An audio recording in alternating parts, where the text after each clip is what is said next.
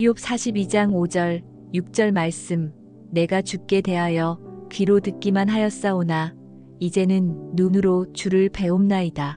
그러므로 내가 스스로 거두어드리고 티끌과 제 가운데에서 회개하나이다.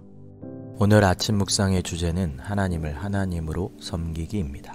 오늘 본문에서는 욥이 하나님을 만난 후 그의 고백을 통해 우리는 중요한 교훈을 배웁니다. 하나님은 이 세상의 창조자이며 그분 외에는 아무도 그와 같은 존재가 없다고 욥에게 선포하셨습니다. 욥은 자신의 고난에 대해 설명을 요구하며 친구들은 그가 벌을 받았다고 단지할 것을 기대했습니다. 그러나 하나님은 둘 다 하지 않으셨습니다. 이 사건을 통해 우리는 하나님에 대한 잘못된 이해와 우리의 한계를 깨닫게 됩니다. 하나님이 욥을 정죄하지 않으셨다는 사실은 이 고난이 벌이 아니라는 중요한 증거입니다. 하나님이 욥에게 나타나셨지만 욥은 죽지 않았습니다. 이는 욥이 하나님과 올바른 관계에 있었음을 보여줍니다. 고난 속에서도 하나님을 바라보며 신뢰했던 욥은 하나님과 바른 관계를 유지하고 있었습니다. 이 점에서 우리는 고난이 반드시 벌이 아니며 고난을 통해 하나님과의 관계가 더욱 단단해질 수 있다는 사실을 깨닫게 됩니다. 욥은 하나님이 그에게 설명해 주지 않으셨음에도 회개합니다. 그러나 그 회개가 죄 때문이 아니었습니다.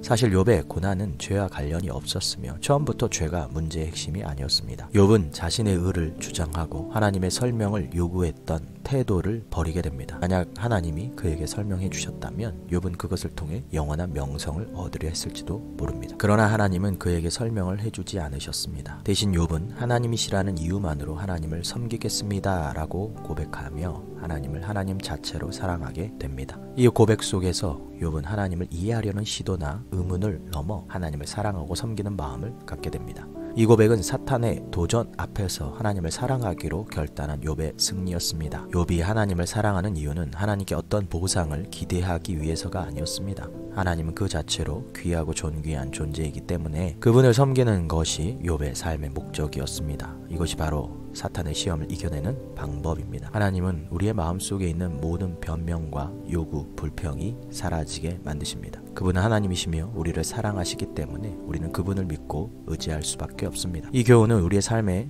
고스란히 적용됩니다. 고난을 당할 때 우리가 해야 할 일은 단순히 그 이유나 설명을 찾으려는 것이 아닙니다. 그보다 하나님이 누구이신지, 그분이 왜 우리를 사랑하신지 대해 깊이 생각하고 그분을 사랑하는 마음을 더욱 키워야 할 것입니다. 우리가 고난을 겪을 때 하나님을 의심하고 불평하기보다는 하나님을 하나님으로 섬기고 하나님의 뜻을 신뢰하는 태도가 필요합니다. 성도 여러분, 고난이 올 때 그 이유를 궁리하기보다는 하나님을 의지하고 하나님을 신뢰하는 마음을 가지십시오. 고난이 벌이 아니라 하나님과의 관계를 깊이 할 기회임을 반드시 기억하십시오. 하나님이 우리를 사랑하시고 우리의 고난을 통해 우리를 연단하신다는 사실을 믿고 하나님께 감사하며 하나님을 더욱 사랑하는 마음을 가져보는 것이 매우 중요하겠습니다. 오늘도 이러한 실천을 통해 우리의 삶 속에서 하나님을 하나님으로 섬기며 하나님의 사랑을 더욱 깊이 경험하는 귀한 하루 되시기를 주님의 이름으로 소망합니다.